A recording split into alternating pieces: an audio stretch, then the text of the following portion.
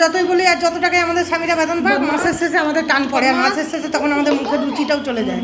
সংসারে টান পড়লে তখন মুখের রুচি চলে যায়। তো যখন সংসারে টান পড়েছে সেখান থেকে আমি কি করব, সেখান থেকে তখন আমাকে নিজের নিত্য নতুন খাবারের পরিকল্পনা করতে হবে। আর সেই পরিকল্পনা করতে যে আজ আমি এটা ফেসবুক থেকে অনেক দিন আগেই দেখেছিলাম, কেরালা একটা মেয়ে রান্না করছে সজনে পাতা ভর্তা।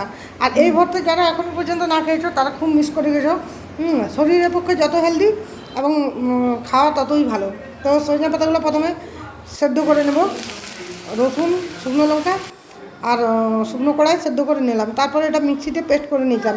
তারপরে তেলের মধ্যে পেঁয়াজ, রসুন, সমস্ত কিছু, টমেটো, কাঁচা লঙ্কা কুচি সমস্ত কিছু দিয়ে পেস্টটাকে ভালো মতো করে ভেজে নিয়েছি। আর ভেজে নেওয়ার পরে তারপরে ওই যে বাটাটা ছিল ওই বাটাটা দিয়েছি। তো বন্ধুরা, আমি জানি না তোমরা কে খেয়েছো না খেয়েছো, কিন্তু আমি কিন্তু এটাতে খুব টেস্ট পেয়েছি। আমি যা টেস্ট পেয়েছি না মুখের, আর এত হেলদি খাবারটা খুব টেস্টি। যারা এখনও পর্যন্ত না খেয়েছো তারা এক্ষুনি তৈরি করে দেখো সজনে পাতার ভর্তা।